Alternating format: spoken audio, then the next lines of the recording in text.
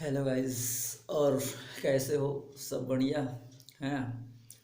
तो ज्योग्राफी के लेक्चर को आगे बढ़ाते हुए आज हम ज्योग्राफी से संबंधित लैटिट्यूड और लॉन्गिट्यूड से बात करेंगे। क्या होता है ग्लोब, क्या होता है अक्षांश रेखा और क्या होता है देशांतर रेखा, है ना?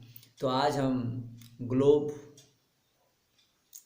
अक्षांश रेखा और देशांतर रेखा से संबंधित जानकारी देखेंगे और सीखने की कोशिश करेंगे। ये अक्षांश रेखाएं किसे कहते हैं? ग्लोब पर ग्लोब पर जो रेखाएं क्षैतिज खींची जाती है उन रेखाओं को अक्षांश रेखा या लैटिट्यूड कहा जाता है या लैटिट्यूड कहा जाता है। और ग्लोब पर जो रेखाएं खड़ी खींची जाती है, मतलब लंबवत खींची जाती है, उन रेखाओं को देशांतर रेखा के नाम से जाना जाता है। और देशांतर रेखाओं से ही टाइम मतलब समय का निर्धारण होता है। तो चलो देखते हैं दोस्तों किस प्रकार से हम अध्ययन करेंगे। सबसे पहली बात आती है अक्षांश रेखा की। अक्षांश रेखा को अंग्रेजी में लैटिट्यूड कहते हैं। अक्षांश रेखा को अंग्रेजी में लैटिट्यूड कहते हैं और इन्हें ही समांतर रेखा भी कहा जाता है। इन्हें समांतर रेखा भी कहा जाता है। मान के चलो ये हमारे पास एक ग्लोब है, ये हमारे पास एक ग्लोब है, ये ग्लोब है, ये ग्लोब है। क्या होता है, ध्रुवों पर पृथ्वी चपटी है, ध्रुवों पर पृथ्वी चपटी है। हालांकि पृथ्वी जो है गोलाकार है लेकिन पृथ्वी ध्रुवों पर चपटी है, याद रखना है। तो एक देखिए बेटा जी, ग्लोब ये कहलाता है, ग्लोब है, ये ग्लोब है। मतलब ग्लोब किसे कहते हैं? मतलब पृथ्वी का अध्ययन करना, मतलब पृथ्वी की आकृति का अध्ययन करना ग्लोब कहलाएगा, है ना? ग्लोब कहलाएगा। तो एक ग्लोब है, मान के चलिए ये वाला ध्रुव, इस ध्रुव को कहते हैं उत्तरीय ध्रुव, ये ध्रुव कहते हैं, ये वाला पॉइंट कहलाता है उत्तरी ध्रुव और ये वाला पॉइंट कहलाता है दक्षिणीय ध्रुव, दक्षिणीय ध्रुव। ये वाला पॉइंट उत्तरी ध्रुव कहलाता है, ये वाला पॉइंट दक्षिण ध्रुव कहलाता है। तो हम कहेंगे ग्लोब पर पश्चिम से पूर्व की तरफ खींची गई रेखाएं, पश्चिम से पूर्व की तरफ खींची गई क्षैतिज रेखाएं, है ना? ग्लोब पर पश्चिम से पूर्व की तरफ खींची गई क्षैतिज रेखाओं को अक्षांश रेखा या लैटिट्यूड कहते हैं। और ये रेखाएं बेटा जी, ये समांतर होती है। ये रेखाएं बेटा जी समांतर होती है। एक बात याद रखना, ये रेखाएं समांतर होती है, मतलब एक दूसरे को ये रेखाएं नहीं काटती, एक दूसरे को ये रेखाएं ग्लोब पर नहीं काटती। एक बात याद रखना है, जैसे जैसे आप लोग ध्रुवों की ओर बढ़ोगे, इन रेखाओं की लंबाई छोटी होती जाएगी और लास्ट में जैसे आप ध्रुव पर पहुंचोगे ये रेखाएं एक बिंदु आकार की हो जाएंगी। मतलब क्षैतिज रेखाएं ही अक्षांश रेखाएं कहलाती है। जैसे जैसे आप लोग ध्रुव की ओर बढ़ते हो ये लाइनें छोटी होती जाएंगी और ध्रुवों पर जाकर ये लाइन एक बिंदु आकार की हो जाएंगी। तो याद रखना है बेटा जी, याद रखना है कि इन लाइनों को समांतर रेखाएं भी कहा जाता है। मतलब एक लाइन यहाँ से बेटा जी 20 से एक लाइन ऐसे जाएगी, इस लाइन को 0 डिग्री लाइन कहते हैं। 20 से जो ग्लोब को दो भागों में बांटती है, और एक पहला ऊपर वाले भाग को उत्तरीय गोलार्ध और नीचे वाले भाग को दक्षिणी गोलार्ध कहा जाता है दोस्तों। उत्तर वाले भाग को, इस रेखा के उत्तर वाले भाग को उत्तरीय गोलार्ध और दक्षिण वाले भाग को दक्षिणी गोलार्ध कहा जाएगा। एक बात याद रखना है दोस्तों, 0 डिग्री लाइन, इसे ही भूमध्य रेखा भी कहा जाता है। इसे भूमध्य रेखा कहा जाता है। इस रेखा को भूमध्य रेखा कहा जाता है क्योंकि पृथ्वी को दो भागों में बांट देती है। भूमध्य का मतलब होता है, भू मतलब पृथ्वी को, मध्य मतलब मध्य से दो भागों में बांट देना भूमध्य रेखा कहलाता है। भूमध्य रेखा का दूसरा नाम विषुवत रेखा भी है बेटा जी। भूमध्य रेखा का दूसरा नाम भूमध्य रेखा का दूसरा नाम विषुवत रेखा भी है और इसे 0 डिग्री लाइन भी कहा जाता है। इसे 0 डिग्री लाइन भी कहा जाता है, इसको भी ध्यान में रखना है।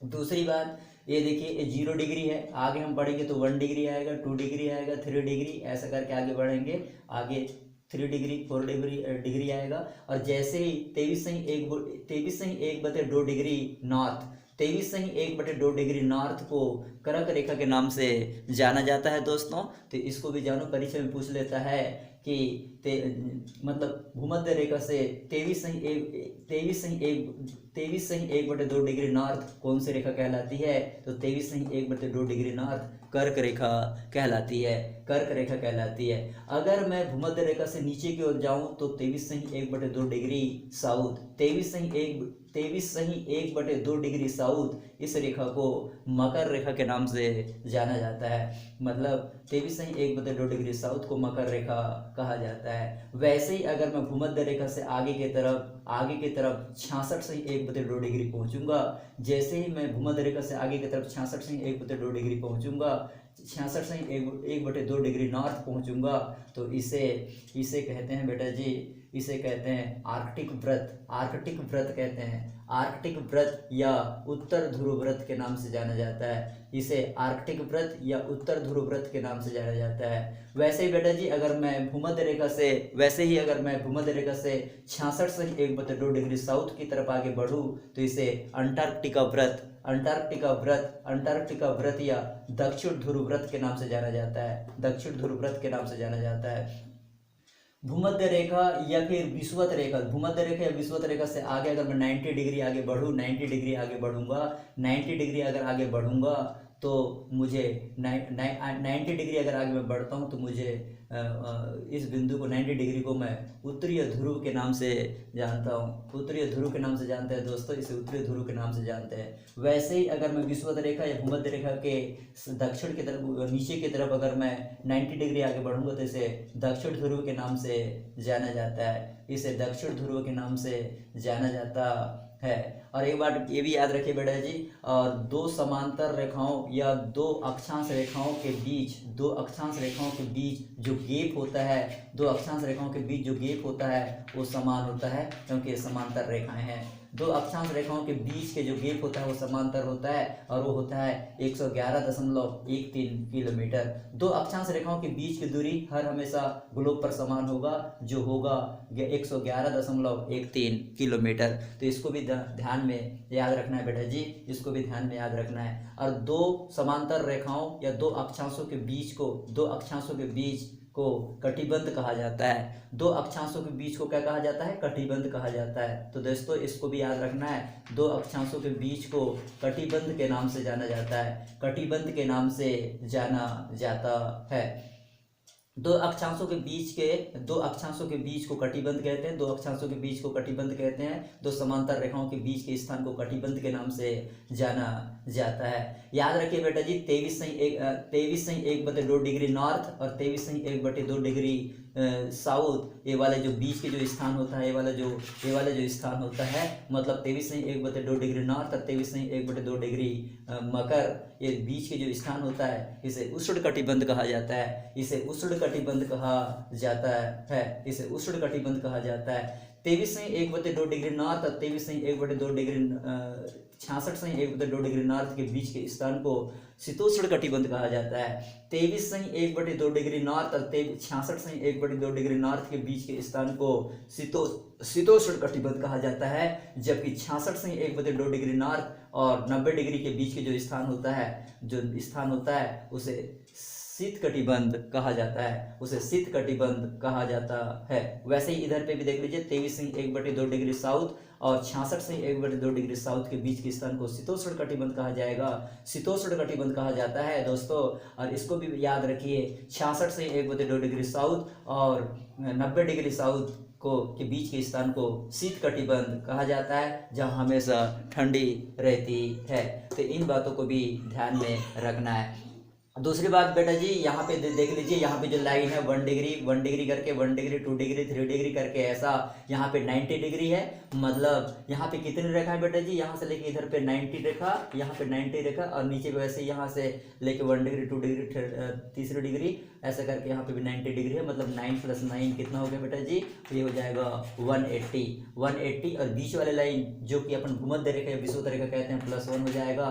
तो ऐसे विषुवत रेखा की संख्या 181 होगा। मतलब अक्षांश रेखाओं की कुल संख्या 181 होगा, 181 होगा। विषुवत रेखाओं की संख्या 181 होगा। तो याद रखना है 181 होता है। विषुवत रेखाओं की संख्या कितनी होती है, 181 होती है। अक्षांश रेखाएं बेटा जी, अक्षांश रेखाएं पश्चिम से पूर्व की ओर खींची जाती है। ग्लोब पर अक्षांश रेखाएं पश्चिम से पूर्व की ओर खींची जाती है। दोस्तों इसको भी याद रखना है। दो अक्षांश रेखाओं के मध्य के क्षेत्र को कटिबंध कहते हैं। दो अक्षांश रेखाओं के मध्य के क्षेत्र को कटिबंध कहते हैं। इसको भी आप लोग याद रखोगे।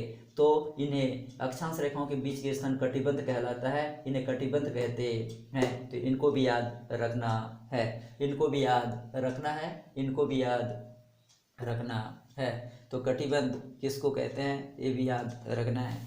चलो हम आगे बढ़ते हैं, चलो हम आगे बढ़ते हैं। ये था अक्षांश रेखाएं, अक्षांश रेखाएं, अक्षांश रेखाएं, अक्षांश रेखाएं, अक्षांश रेखाएं। अब देखिए बेटा जी ग्लोब, यहाँ पे अगर मान के चलो ग्लोब है, एक ग्लोब है, एक ग्लोब है।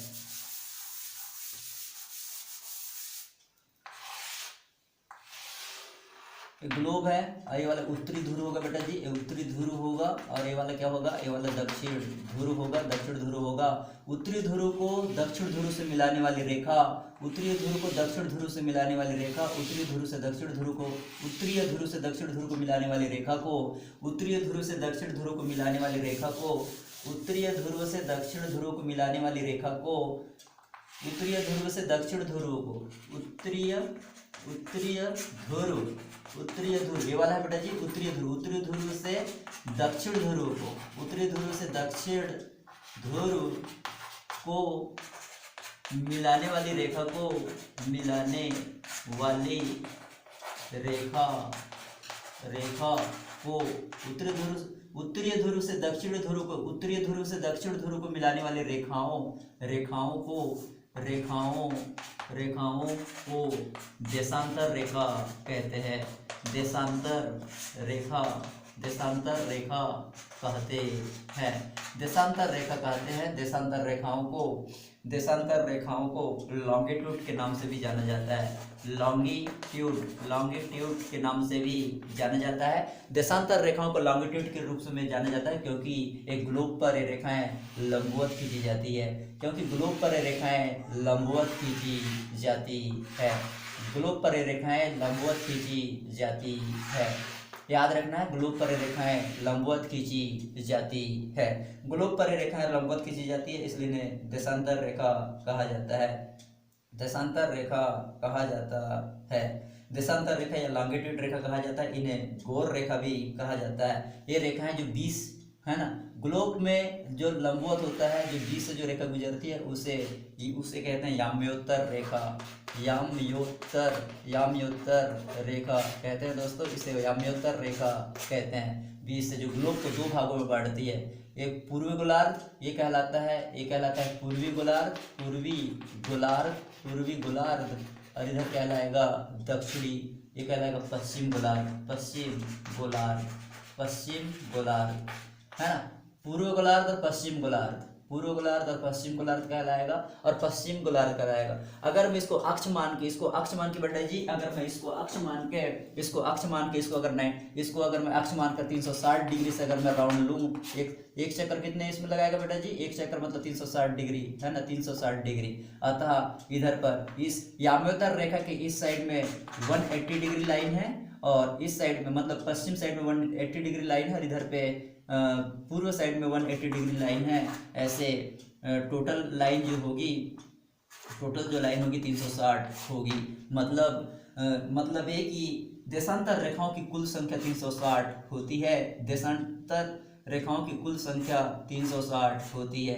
देशांतर रेखाओं की कुल संख्या 360 होती है। एक बात याद रखना बेटा जी, ये कहलाता है, अगर ये वाला क्या कहलाता था, ये कहलाता था 0 डिग्री लाइन, 0 डिग्री लाइन है ना। मतलब आप लोग ये कह सकते हो कि जैसे जैसे आप लोग ध्रुवों की ओर बढ़ते हो, जैसे जैसे आप लोग ध्रुवों की ओर बढ़ते हो, मतलब दो देशांतर रेखाओं के बीच का गैप कम होती जाती है। आप लोग ये कह सकते हो बेटा जी, आप लोग ये कह सकते हो कि जैसे जैसे आप लोग ध्रुव, जैसे जैसे आप लोग 0 डिग्री लाइन से, 0 डिग्री लाइन से मतलब भूमध्य रेखा से जैसे जैसे आप लोग ध्रुव की ओर बढ़ोगे, इनके बीच के गैप, इनके बीच की जो दूरी होगी वो घटती जाएगी। और जैसे जैसे आप लोग ध्रुव से, उत्तरी ध्रुव से या दक्षिण ध्रुव से, ध्रुव से जैसे जैसे आप लोग विषुवत लाइन की तरफ, विषुवत रेखा की तरफ या भूमध्य रेखा की तरफ बढ़ोगे, इनके बीच की दूरी कैसे होती जाएगी बेटा जी, बढ़ते जाएगी, बढ़ते जाएगी। और दूसरी बात, जो देशांतर रेखाओं की जो लंबाई है, सभी देशांतर रेखाओं की लंबाई समान होती है। सभी देशांतर रेखाओं की लंबाई कैसे होती है, एक समान होती है। सभी देशांतर रेखाओं की लंबाई एक समान होती है, तो इसको भी याद रखना है।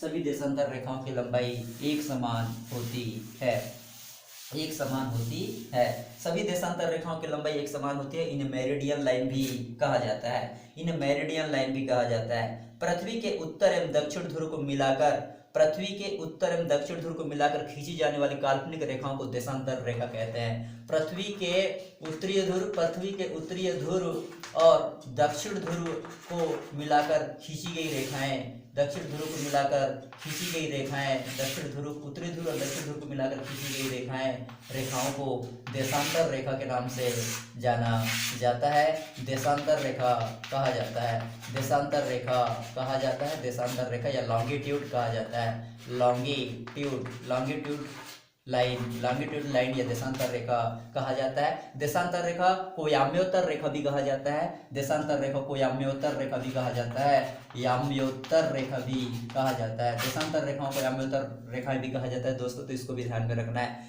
और देशांतर रेखाओं से समय, इन्हें समय रेखा भी कहा जाता है। यह 0 डिग्री याम्योत्तर कहलाता है। ये वाले रेखा 0 डिग्री याम्योत्तर कहलाता है, 0 डिग्री याम्योत्तर कहलाता है, 0 डिग्री याम्योत्तर कहलाता है। इसको भी याद रखना है, इसको भी याद रखोगे तो इसको भी याद रखना है। पृथ्वी के 2 बराबर, इसको भी याद रखना है। दूसरी बात, भारत का मानक समय 82.1/2 डिग्री पूर्वीय देशांतर से लिया गया है। 82.1/2 डिग्री, 82.1/2 डिग्री, 82.1/2 डिग्री पूर्वीय देशांतर से लिया गया है, पूर्वीय देशांतर से लिया गया है, पूर्वीय देशांतर से लिया गया। इसको भी याद रखना है। भारत का मानक समय 82.1/2 डिग्री पूर्वीय देशांतर से लिया गया है, जो इलाहाबाद के नैनी तथा गोपीगंज से के निकट से होकर गुजरती है, जो इलाहाबाद के नैनी और गोपीगंज के निकट से गुजरती है। देशांतर रेखाओं को प्रधान रेखा या मध्याह्न रेखा के नाम से भी जाना जाता है। देशांतर रेखाओं को प्रधान रेखा या मध्याह्न रेखा भी कहा जाता है दोस्तों। तो देशांतर रेखाओं को प्रधान रेखा या मध्याह्न रेखा भी कहा जाता है। 0 डिग्री देशांतर रेखा के इंग्लैंड के ग्रीनविच नामक स्थान से होकर गुजरने के कारण इसे ग्रीनविच रेखा भी कहा जाता है। इसे कहते हैं ग्रीनविच रेखा, ग्रीनविच रेखा। इसे ग्रीनविच रेखा क्यों कहते हैं बेटा जी, इसे ग्रीनविच रेखा क्यों कहते हैं, इसे ग्रीनविच रेखा क्यों कहते हैं, इसे ग्रीनविच रेखा 0 डिग्री के देशांतर, इसे ग्रीनविच रेखा 0 डिग्री के देशांतर रेखा को इंग्लैंड के ग्रीनविच नामक स्थान से गुजरने के कारण इसे ग्रीनविच रेखा भी कहा जाता है। 0 डिग्री देशांतर रेखा के पूर्व, 0 डिग्री देशांतर रेखा के पूर्व को पूर्वीय गोलार्ध और 0 डिग्री देशांतर रेखा के पश्चिमी भाग को पश्चिमी गोलार्ध के नाम से भी जाना जाता है। तो इसको भी ध्यान में रखना है, इसको भी ध्यान में रखना है। तो चलो दोस्तों आगे बढ़ते हैं। चलो दोस्तों, तो इस प्रकार से ग्लोब का अध्ययन हमने किया। तो ग्लोब का अध्ययन आज हमने ग्लोब का अध्ययन किया। तो देख लीजिए, ये है ग्लोब। ये क्या है बेटा जी, ग्लोब है।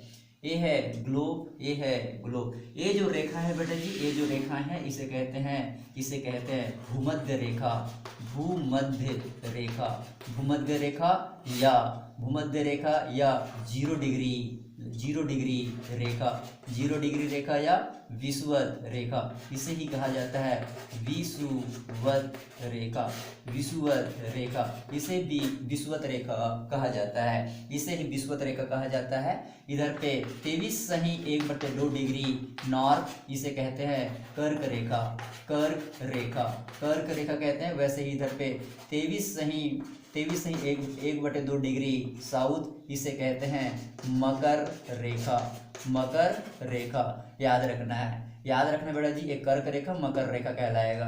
दूसरी बात, 21 जून को सूर्य जो है कर्क रेखा पर लंबवत चमकता है बेटा जी, कर्क रेखा पर लंबवत चमकता है। 21 जून को सूर्य जो है, सन जो है, 21 जून को सन जो है कर्क रेखा पर लंबवत चमकता है। अतः उत्तरीय गोलार्ध में बड़ा दिन होता है, उत्तरीय गोलार्ध में दिन बड़ा होगा। 21 जून को सूर्य कर्क रेखा पर लंबवत चमकता है, इसलिए उत्तरीय गोलार्ध में 21 जून को दिन बड़ा होगा, 21 जून को दिन बड़ा होगा। उसी समय दक्षिणी गोलार्ध में मकर रेखा पर दिन छोटा होगा। याद रखना है दोस्तों, याद रखना है। और 22 दिसंबर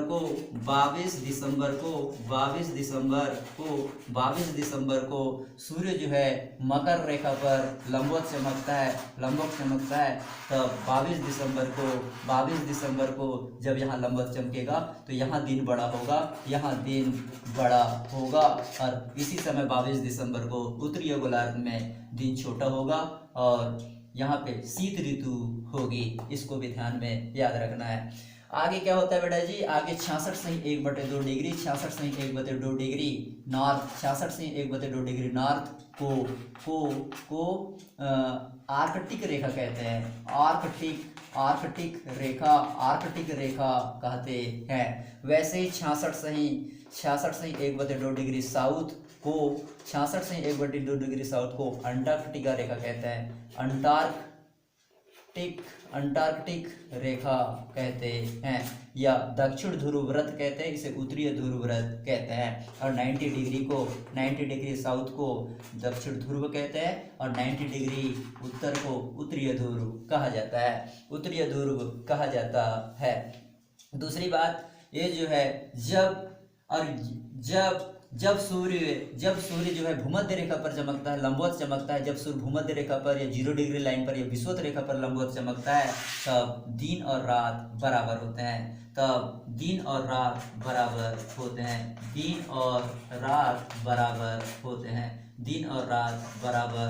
हैं। याद रखना है दोस्तों, जब सूर्य भूमध्य रेखा या विषुवत रेखा या जीरो डिग्री लाइन पर लंबवत चमकता है, तब जब दिन और रात बराबर होते हैं, ये वाला जोन यहाँ से लेके देखिए 23.1/2 डिग्री नॉर्थ और 23.1/2 डिग्री साउथ वाले बीच वाले स्थान ये कहलाता है उष्ण कटिबंध कहलाता है, उष्ण कटिबंध कहलाता है। 23.1/2 डिग्री नॉर्थ और 66.1/2 डिग्री नॉर्थ वाले स्थान शीतोष्ण कटिबंध कहलाता है। और शीतोष्ण कटिबंध 90 डिग्री साउथ और 66.1/2 डिग्री वाले ये वाला जो क्षेत्र है, ये शीत कटिबंध कहलाता है, ये क्या कहलाएगा, शीत कटिबंध कहलाता है। तो इसको भी ध्यान में रखना है, और ग्लोब पर पश्चिम से पूर्व की तरफ खींची गई लाइनें, दोस्तों ये लाइनें अक्षांश रेखा कहा जाता है, जो जिन्हें समांतर रेखा के नाम से भी जाना जाता है, जिनके बीच की दूरी प्रत्येक समांतर रेखा या प्रत्येक अक्षांश रेखा के बीच की दूरी समान होता है, जो होता है 111.13 किलोमीटर। तो इसको भी ध्यान में रखना है दोस्तों, ग्लोब पर पश्चिम से पूर्व की तरफ खींची गई ऐसी क्षैतिज रेखाएं जो ग्लोब को दो भागों में डिवाइड करती है, इन रेखाओं को भूमध्य रेखा या जीरो डिग्री लाइन या फिर विषुवत रेखा के नाम से जाना जाता है, विषुवत रेखा के नाम से जाना जाता है, विषुवत रेखा के नाम से जाना जाता है, विषुवत रेखा के नाम से जाना जाता है। तो दोस्तों इसको भी ध्यान में रखना है कि अक्षांश रेखा किससे कहते हैं, तो अक्षांश रेखा ग्लोब पर खींची गई, पश्चिम से पूर्व की तरफ खींची गई ऐसी रेखाएं जो समांतर होती है, इन्हें लैटिट्यूड या फिर अक्षांश रेखा या फिर समांतर रेखा भी कहा जाता है, जिनकी बीच की दूरी हमेशा समांतर होती है, हमेशा बराबर होती है। जैसे जैसे ये लाइनें ध्रुव की तरफ बढ़ती है, जैसे जैसे ये लाइनें दक्षिण ध्रुव या उत्तरी ध्रुव की तरफ बढ़ती है, ये लाइनें छोटी होती जाती है और एक ऐसे कंडीशन आता है कि ध्रुव पर ये लाइनें एक बिंदु के आकार की हो जाती है, एक बिंदु के आकार की हो जाती है। इन्हें अक्षांश रेखा कहा जाता है, इन्हें अक्षांश रेखा कहा जाता है। ऐसे लाइनें जो उत्तरी ध्रुव को दक्षिण ध्रुव की तरफ मिलाती है, ऐसे लाइनें जो उत्तरी ध्रुव को दक्षिण ध्रुव की तरफ मिलाती है, ऐसे लाइनें जो उत्तरी ध्रुव को दक्षिण ध्रुव से मिलाती है, उन्हें देशांतर रेखाएं कहा जाता है, उन्हें देशांतर रेखाएं कहा जाता है। ऐसे लाइनें जो उत्तरी ध्रुव को दक्षिण ध्रुव से मिलाती है, ऐसे लाइनें जो उत्तरी ध्रुव को दक्षिण ध्रुव से मिलाती है, उन्हें देशांतर रेखा कहा जाता है, उन्हें देशांतर रेखा कहा जाता है। इसके माध्यम से ही समय का निर्धारण होता है। 20 से जो लाइन गुजरती है उसे 0 डिग्री देशांतर कहा जाता है, या इसे ग्रीनविच कहा जाता है, इसे ग्रीनविच लाइन भी कहा जाता है बेटा, इसको ग्रीनविच लाइन भी कहा जाता है, जो समय निर्धारण के लिए काम आता है, जो समय निर्धारण के लिए काम आता है, जो समय निर्धारण के लिए काम आता है। तो देशांतर रेखा या लॉन्गिट्यूड रेखा भी इनको कहा जाता है, लॉन्गिट्यूड रेखा भी कहा जाता है। और आगे देख लीजिए बता, जैसे जैसे हम ध्रुव